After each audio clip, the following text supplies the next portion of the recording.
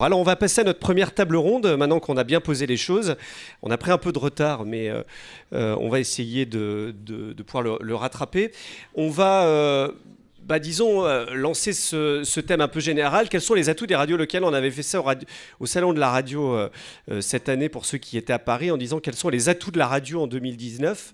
Et là, on va dire quels sont aujourd'hui les atouts des radios locales. Alors, on a décidé, pour des questions de lisibilité, de partager en deux parties. Une première partie avec un certain nombre de radios, les radios locales privées, radios de service public, et une deuxième partie plus orientée sur les radios associatives. Évidemment, il y a des ponts qui vont pouvoir être faits et des solutions qui vont pouvoir être faites. Donc, je vais demander à Henri Stassinet, le directeur de France Bleu Périgord, de me rejoindre. Thierry Stenner, le directeur du développement des réseaux Virgin Radio et RFM, donc pour Lagardère News. Olivier Fabre, qui est administrateur du CIRTI, également patron de la radio 100%, qui est présent en Nouvelle-Aquitaine également. Hein. Voilà. Vous léchez le sud de la région Nouvelle-Aquitaine, mais votre base est en Occitanie pour l'instant. Voilà. Alors, chacun a un micro, je pense. Alors, peut-être que je vais vous demander rapidement, peut-être de présenter un peu plus vos différents médias. Alors, Olivier Fabre qui a deux casquettes aujourd'hui, surtout celle du CIRTI. Alors, on en a parlé tout à l'heure. Aujourd'hui, vous réunissez les radios indépendantes. Alors, peut-être en quelques mots, ce qu'est le CIRTI, puis un mot sur votre radio 100% et où vous en êtes, puisque vous avez obtenu la ville de Toulouse il y a quelques mois et puis d'autres fréquences en DAB+, lors du dernier appel qui est sorti récemment. Oui, alors tout d'abord merci pour l'invitation et merci pour cette initiative. C'est une très bonne idée de pouvoir se retrouver effectivement en région. Alors d'abord le CIRTI, donc qui est le syndicat des radios indépendantes, plus de 160 ans, plus de 9 millions d'auditeurs, qui regroupe donc l'essentiel, on va dire la quasi-totalité des radios indépendantes. Alors à la fois des radios de territoire, des radios locales et régionales, et puis aussi des radios thématiques plus axée sur une proximité musicale ou parfois communautaire et présente pour certaines sur du multiville et pour d'autres bientôt sur du national sur le DAB. Voilà, première rédaction privée aussi de la FM en France aujourd'hui. Donc voilà, une composante très importante et maintenant déjà bien installée dans le paysage radiophonique qu'est le CIRTI depuis maintenant une trentaine d'années. Voilà, et un mot de votre radio 100%. Un pure player, puisque vous êtes créé de toutes pièces il y a quelques années. Votre histoire est assez intéressante et là vous allez poursuivre votre développement. Oui, alors 100% émet sur aujourd'hui 27 fréquences, donc à travers deux régions administratives qui sont l'Occitanie et la Nouvelle-Aquitaine. Donc 100% est né en Occitanie dans le département du Tarn et s'est développé ensuite beaucoup sur le ressort du CTA de Toulouse et depuis quelques années aussi sur le ressort du CTA de Bordeaux, notamment dans les Pyrénées-Atlantiques. Et puis on a aussi amorcé un développement en DAB+, comme beaucoup de personnes présentes ici aujourd'hui, à la fois avec 100% pour compléter ou renforcer notre couverture là où la FM ne le permettait pas, et puis aussi en lançant sur le DAB+, un deuxième programme. 100% est une mini généraliste en quelque sorte, et on va lancer un deuxième programme à destination des seniors, qui a été retenu sur le lotissement étendu de Toulouse et sur le lotissement local d'Arcachon. Donc on va pouvoir démarrer 100% souvenir. Et sur Pau également, qui s'appelle 100% souvenir. Voilà. Merci. Thierry Stenner, alors vous êtes un pro de la proximité, parce que vous avez passé beaucoup de temps dans le réseau de Radio France, vous étiez chez France Bleu, vous avez occupé beaucoup de postes là-bas, puis aujourd'hui vous êtes chez Lagardère News, c'est le nouveau nom du pôle radio du groupe Lagardère, et vous occupez du développement des réseaux de RFM et de Virgin Radio. Ça consiste en quoi en fait ? Alors je suis directeur des réseaux RFM Virgin et Europe 1, pour le coup, c'est aussi inscrit sur ma casquette et c'est important parce que Europe 1, il y a 8 correspondants permanents en région, dont un à Bordeaux, Stéphane Place, et on essaie de tisser des liens entre les réseaux musicaux et Europe 1 pour renforcer sur l'antenne d'Europe cette proximité qui est essentielle et si on veut, on parlait tout à l'heure de lutter contre les fake news, si on veut lutter contre ça, il faut faire entendre aux auditeurs auditeurs, notamment d'Europe 1, ce qui correspond à leur vraie vie. Donc il faut être au plus près d'eux. S'agissant d'RFM et Virgin, qui occupent la plus grande partie de mon temps, ce sont deux réseaux assez étendus sur l'ensemble du territoire. C'est en gros 80 fréquences actives pour les deux.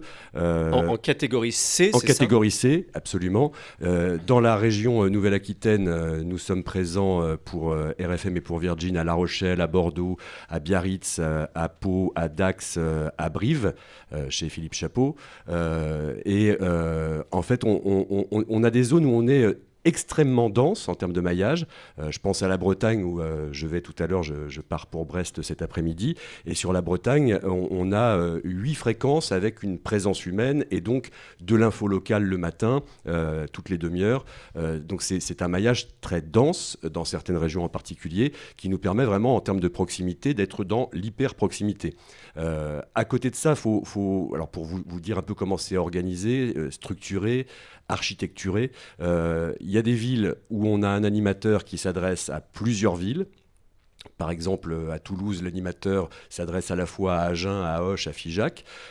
Et dans ces villes périphériques, il y a la présence de journalistes qui assurent une info de proximité le matin et à travers des formules un peu plus magazines. Et ce qu'on a mis en place il y a quelques mois pour la partie antenne FM, c'est de permettre aux animateurs de dézoner leurs propos afin de s'adresser plus spécifiquement aux Toulousains lorsqu'il y a une manifestation dont on est partenaire sur Toulouse, et dans le même temps, au même instant, de s'adresser à Figeac ou à Auch sur une actualité de proximité sur ces villes. Voilà pour la partie antenne. Après, il y a toute la partie digitale et réseaux sociaux qui est aussi très importante. Et puis la partie, la proximité, c'est aussi d'être présent physiquement. Enfin, On en parlera, oui. Ce qu'on fait tous, de monter des événements ou d'aller à la rencontre des auditeurs physiquement. Merci. Henri Stassinet, qui représente le service public sur cette table ronde. Vous êtes le directeur de France Bleu Périgord, radio la plus écoutée en Dordogne, je crois, et à Périgueux. Vous le dites d'ailleurs à votre top horaire, assez fièrement. On ne dit pas nous, personne ne le dit à notre place. Alors. Oui, c'est sûr, oui. Alors, je ne sais pas si votre micro fonctionne. Alors, vous allez vous prêter. Alors, peut-être un mot de France Bleu Périgord et du réseau France Bleu. 44 stations locales. 44 stations locales, voilà, disséminées sur toute la France. Un réseau qui représente environ 1500 personnes, tout personnel compris, c'est-à-dire journalistes, animateurs, techniciens, personnel administratif. Voilà, et donc les plus anciennes de ces stations sont nées après l'apparition de toutes les radios. Donc on a libéralisé les ondes après 81. Donc les plus anciennes, dont Périgord, France Bleu Périgord, ont plus de 35 ans aujourd'hui. Voilà, et effectivement, suivant les régions, suivant les localisations, il y a des radios urbaines, il y a des radios rurales. Donc France Bleu Périgord est bien sûr une des radios rurales. Eh bien, on a des résultats qui permettent d'être première radio, toutes radios confondues, sur les zones de service de diffusion. Alors, Joly, c'est quoi faire de la radio de proximité ? Je vais poser cette question un peu très, très générale. Alors, je ne sais pas qui veut répondre en premier. Vous êtes vraiment, Olivier Fabre, une radio qui est née là-bas. Alors, votre histoire, vous êtes deux entrepreneurs. Vous avez décidé de lancer, de déposer des... Sans trop y croire, je crois d'ailleurs, c'est ce que vous m'aviez dit, de déposer des dossiers au départ en se disant, tiens, il y a des fréquences qui se libèrent dans le Tarn et dans la région, puis on va se lancer. Mais en fait, vous êtes vraiment parti, vous, de Mazamet, qui est petite ville dans le Tarn. Et finalement, aujourd'hui, vous en avez fait une grosse radio régionale. Alors aujourd'hui, justement, vous êtes un peu tiré entre les deux. Vous êtes une radio locale, mais en même temps, vous êtes une super régionale. Donc aujourd'hui, comment vous analysez la proximité ? La proximité, alors pour ce qui est de 100%, elle s'analyse effectivement sur deux échelles. À la fois une échelle qui est une échelle régionale, parce qu'il y a quand même des affinités relativement importantes entre les gens du Sud auxquels on s'adresse aujourd'hui. Et on trouve des passerelles, y compris entre les deux nouvelles parties de la région Occitanie, qui étaient deux régions, qui étaient Languedoc-Roussillon et Midi-Pyrénées. Et c'est aussi à nous d'imaginer ces passerelles. Et au-delà de cette première échelle qui est régionale, il y a toujours chez nous une échelle locale. Alors là, tout à l'heure, Madame la directrice d'RFI a expliqué qu'il y avait toujours un correspondant quelque part, par exemple en Afrique, dès qu'il se passait quelque chose pour intervenir à l'antenne et relayer quelque chose.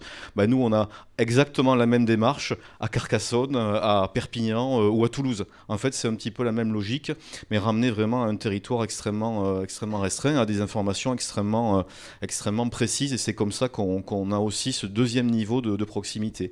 Mais la proximité, et là je vais reprendre ma casquette CIRTI, elle est aujourd'hui un élément essentiel de l'écoute de la radio. Le CIRTI a commandé une étude il y a quelques semaines à l'occasion de son assemblée générale sur la perception qu'avaient les Français de la radio de proximité, en particulier des radios de territoire. Et on se rend compte aujourd'hui, quand on prend les habitudes d'écoute, qu'il y a 52% des Français qui écoutent régulièrement une radio attachée à un territoire, et que pour eux, il y a une importance majeure à avoir ces radios dans le paysage radiophonique. Et qu'il y a aussi une réelle identification de la part des Français de ce que proposent ces radios de territoire, donc locales ou régionales. Alors, elles peuvent être indépendantes et commerciales, elles peuvent être aussi de services publics ou associatives. Ce qui est très intéressant dans cette étude, c'est qu'on se rend compte que les Français perçoivent bien la différence en fait d'infos traitées.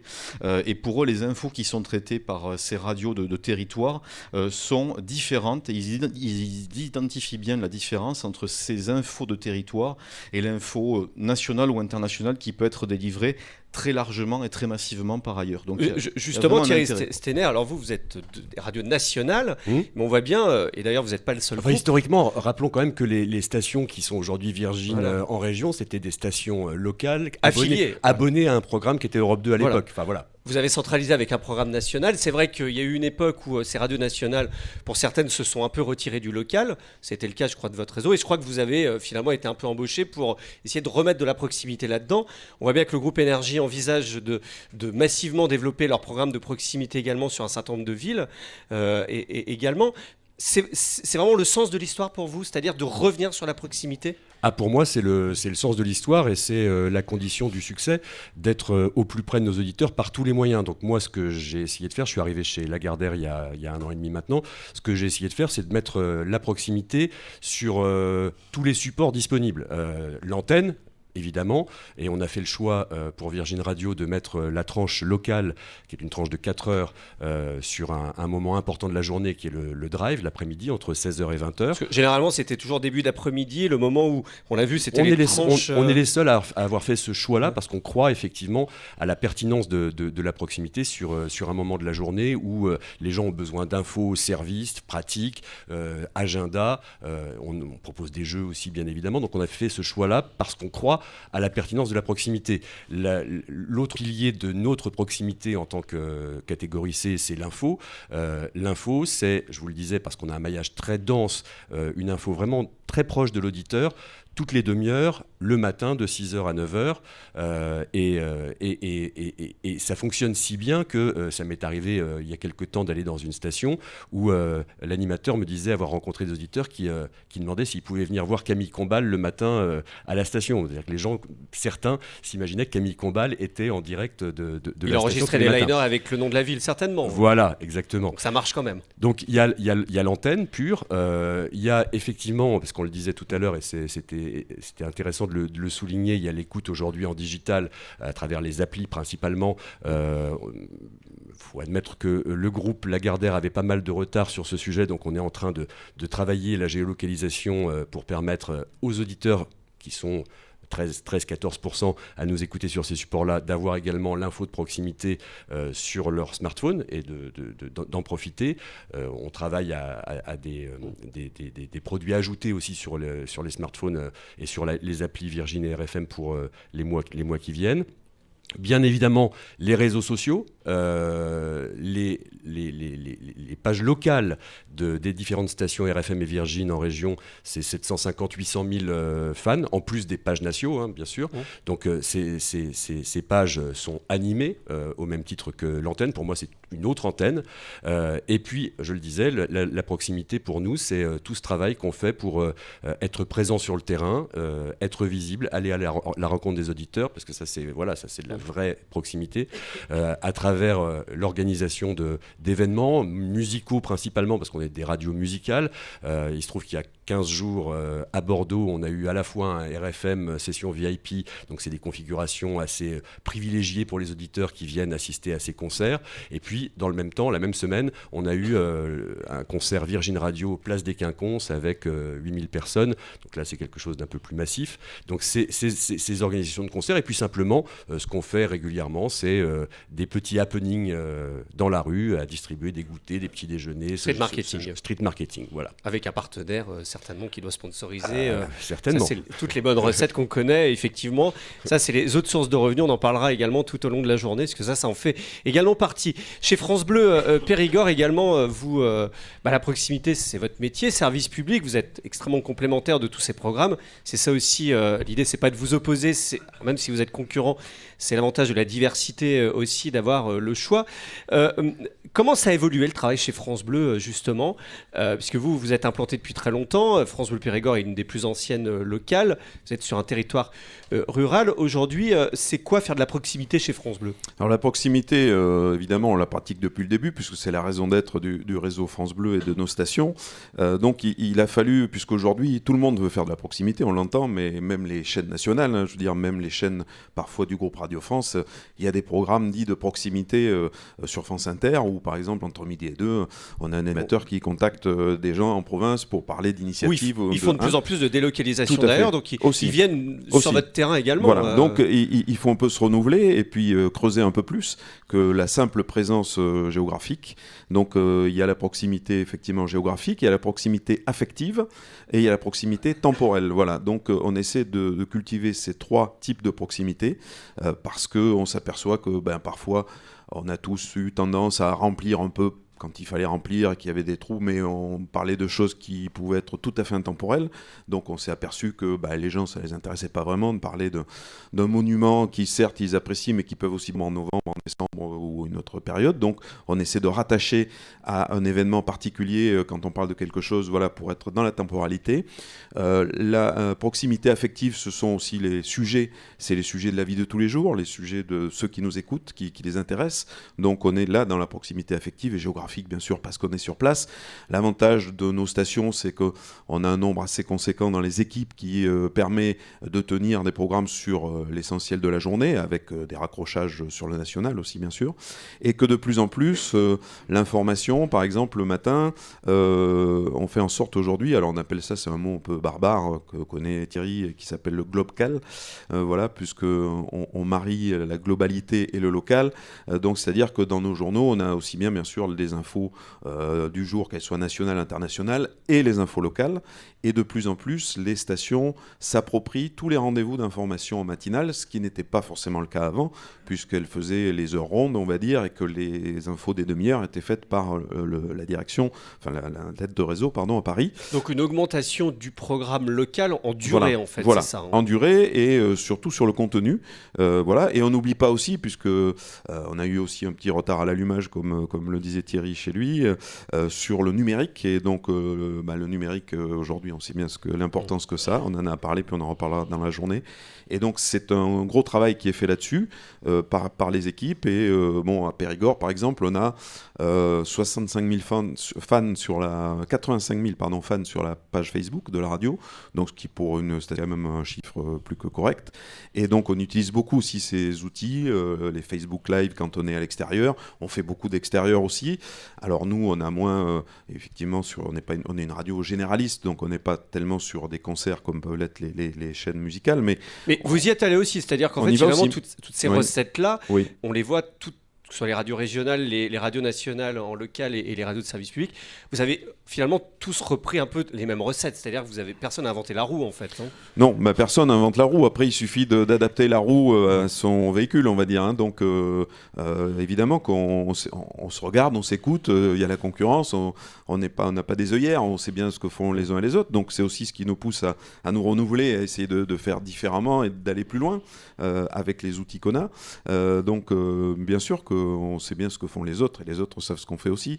Et si aujourd'hui, alors on peut toujours dire, jadis on était les premiers sur la proximité, puisqu'il n'y avait que nous, mais quand les premières France Bleu sont nées, la radio, elle ne s'appelait pas France Bleu, mais c'était la radio FR3 à locale. l'époque. Oui, il y avait les FR3, effectivement. Vous allez y revenir un peu. Voilà. Et donc, après, voilà, après tout le monde essaie de faire aujourd'hui la proximité parce que, voilà, on essaie d'abandonner beaucoup l'institutionnel qui a été, on va dire, une facilité au départ parce qu'on allait voir un élu, quelqu'un d'important, on lui mettait le micro sous le nez et ça faisait une interview. On a passé ce stade-là depuis longtemps et on essaie d'être plus près des gens, effectivement, sur leur vécu quotidien. Alors justement, ça va au-delà des programmes locaux, les infos locales, évidemment. On a parlé tout à l'heure de ces opérations, que ce soit du street marketing, du concert. Aujourd'hui, ça fait vraiment partie des stratégies à part entière. Vous êtes plus producteur uniquement de programmes, en fait. Oui, alors c'est vrai qu'on a aussi beaucoup développé toutes ces opérations de terrain, donc que ce soit avec des artistes très régulièrement, mais aussi des opérations de street marketing. Elles se multiplient, c'est-à-dire il y en a plus qu'avant ? Oui, elles se multiplient. C'est vrai que les radios indépendantes les ont aussi beaucoup développées. C'est vrai qu'on est aussi, les radios indépendantes essaient aussi de développer des stratégies communes autour de la musique, autour de certains artistes et de la mise en valeur et la mise en exposition de certains artistes.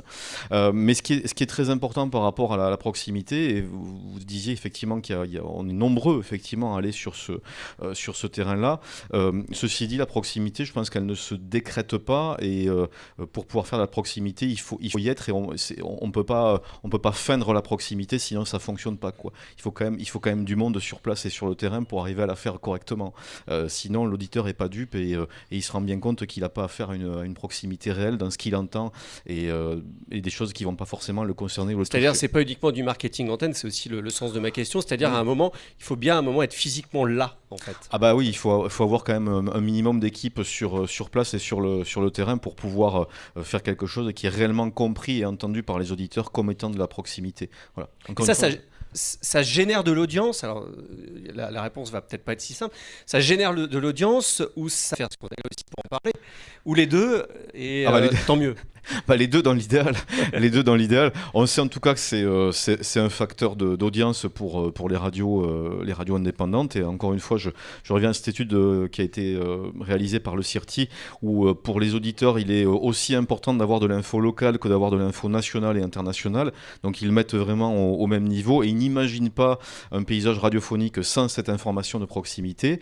Et puis évidemment, la proximité, elle aide aussi à commercialiser, puisque pour nous, radios commerciales, c'est évidemment une question très importante souvent d'ailleurs la proximité vécue ou ressentie par les auditeurs et par les annonceurs fait que pour vendre de la publicité localement, notamment sur les villes moyennes, on est parfois moins dans les lignes du résultat médiamétrie, désolé, mais que ce qu'on peut être par exemple sur une grande métropole où les annonceurs ont des achats souvent très rationnels par rapport à des chiffres d'audience.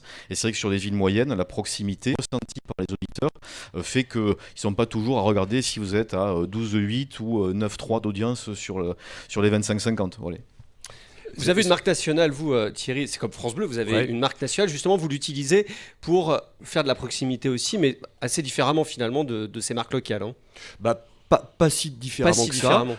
Sur l'événementiel, sur notamment l'organisation de concerts, parce que c'est quelque chose qu'on fait effectivement très régulièrement, à la fois sur RFM et sur Virgin, tant qu'à faire de la proximité, autant faire du local. Et moi, ce que j'essaie de faire le plus possible, c'est d'inviter des groupes locaux. Alors effectivement, pour réunir 8000 personnes place des Quinconces, il faut une tête d'affiche, il faut un Mika ou un Offenbach, comme on a fait il y a une dizaine de jours.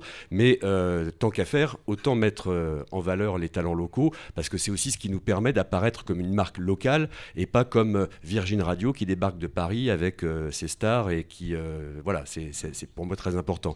Après, sur le développement de toutes ces opérations de street marketing, oui, l'idéal, c'est de recruter des auditeurs, de faire du chiffre d'affaires, de gagner de l'argent. Et ça se développe beaucoup, en tout cas chez nous, parce que c'est aussi une demande forte des annonceurs. Les annonceurs aujourd'hui cherchent d'autres moyens de communiquer que simplement le 30 secondes à la radio, et ils sont très demandeurs de toutes ces opérations, que ce soit les distributions de goûter, les opérations 60 secondes chrono, comme on organise pas mal sur Virgin. Donc c'est gagnant-gagnant, parce qu'effectivement ça nous donne de la visibilité, ça permet, on l'espère, de recruter des auditeurs, ça permet de faire du chiffre d'affaires. Je voudrais revenir sur la notion de proximité temporelle qui est extrêmement importante dans notre univers des radios musicales, en tout cas de catégorie C. Il y a toujours une tentation assez forte d'aller maximiser la productivité en faisant du voice track. Moi vivant, la tranche locale de Virgin Radio et d'RFM ne sera pas en voice track. Parce que cette proximité temporelle, elle est essentielle. On ne peut pas enregistrer la veille ou le matin des micros pertinents qui seraient diffusés en fin d'après-midi. C'est très important. Et après, pour rebondir sur ce que tu disais, on n'invente pas la roue, ça je te le confirme, personne ne l'invente. En revanche, on est toujours à la recherche de choses un peu plus pointues, un peu plus nouvelles. Et lesquelles ça nous intéresse. Nous, pour ce qui nous concerne Radio Musicale, on est en train de réfléchir à l'adaptation régionale, au plus près de l'auditeur, de la playlist et de la programmation. Aujourd'hui, on a une programmation qui est la même que tu écoutes RFM à Strasbourg ou à Biarritz ou à Bordeaux. Il se trouve que les affinités ne sont pas forcément les mêmes. Il se trouve que peut-être Boulevard Désert est plus apprécié dans la région Nouvelle-Aquitaine qu'en Alsace. Donc on est en train de voir comment on peut plus finement adapter c'est pas la programmation même playlist musicale. Sur le programme local, a priori, il y aura une certaine latitude. Aujourd'hui, c'est la même. Oui, mais demain... Parce que c'est vrai que pendant longtemps, pendant plusieurs années, la tendance a été plutôt à gommer les aspérités locales et à uniformiser à la fois le format, le discours, la longueur des speaks. Moi, je vais faire une confidence, je suis arrivé dans le groupe il y a 1 an et demi et je voyais passer des prêts à lire. C'est-à-dire qu'on disait aux animateurs, à telle heure tu vas parler de ça, à telle heure tu vas parler de ça. Et moi c'est un truc ça m'a choqué.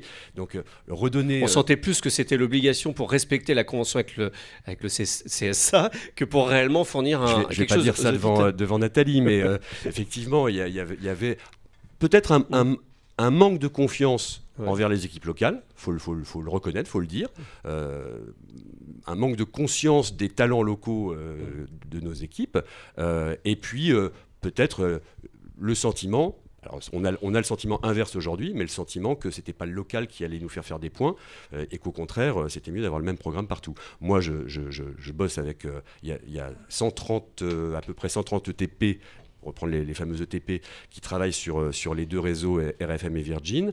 Je connais évidemment chacun d'eux, et j'ai 130 personnes de grand talent à mes côtés pour animer ces réseaux. Donc, faisons leur confiance et développons cette notion de proximité le plus possible. Henri Stassinet, on voit bien aujourd'hui que France Bleu, vous êtes très concurrencé sur la proximité. Alors justement, vous reprenez aussi toutes ces recettes-là.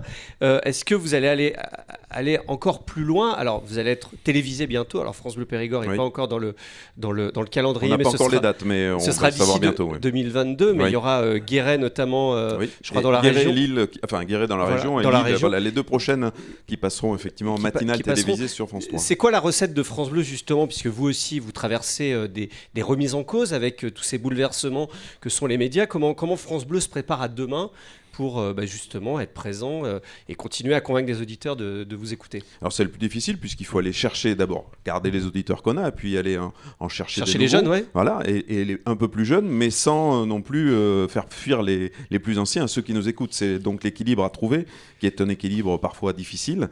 Donc on reste sur notre cœur de métier et sur notre ADN, donc qui est effectivement cette proximité déclinée, je vous l'ai dit, sur plusieurs thèmes. Donc ça c'est important. On a aussi, et c'est dans notre cahier des charges, mais c'est plus que le cahier des charges, c'est la réalité, c'est qu'on a des langues régionales dans nos différents secteurs.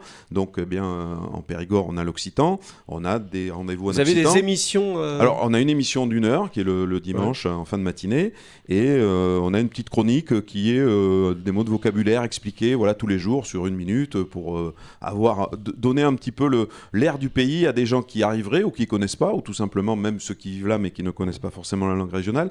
Donc c'est important. Les artistes locaux, on en a parlé aussi. Nous, on a une émission qui s'appelle le Live Aquitain, donc qui est déclinée sur les radios de France Bleu en Aquitaine, en Nouvelle-Aquitaine, donc où on diffuse là aussi tous les week-ends les artistes locaux. Voilà, donc ça fait partie d'un tout, hein, voilà, mais après on essaie, on l'a dit tout à l'heure, j'ai parlé du fameux Globcal, donc des infos qui vont être faites dans toutes les stations sur toutes les demi-heures et non plus la reprise des journaux nationaux.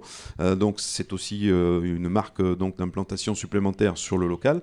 Donc en fait c'est une recherche permanente. Après, si on savait exactement comment on est les rois du pétrole, on n'aurait plus à chercher et puis on s'ennuierait. Et donc on peut être très bien une année moins bien alors qu'on a fait la même chose que l'année d'avant. Enfin, on connaît tout ça dans les sondages et Médiamétrie qui est là des fois on a du mal même à ils nous donnent des chiffres en Médiamétrie, c'est leur boulot. Après nous, il faut qu'on arrive à savoir pourquoi on a ces chiffres et ça c'est le plus difficile. Voilà. Mais on y travaille et c'est le cœur aussi de notre métier avec les équipes et donc avec tout ce qu'on a dit, les journalistes, les animateurs, l'animatrice, c'est un travail permanent. Merci, on va passer à la suite. Merci à tous les trois, c'était très intéressant. On a eu d'ailleurs vos secrets et c'était plutôt sympathique. C'est comme ça aussi qu'on voit aussi réunir le monde de la radio. C'est qu'aujourd'hui, on le rappelle assez souvent, c'est que vous êtes finalement plus tellement les concurrents, vous êtes plus des confrères. Et je crois que c'est bien puisque voilà, vous êtes trois modèles et vous entendez visiblement tous les trois assez bien puisque vous êtes tous les trois assez d'accord sur ce qu'il faut faire.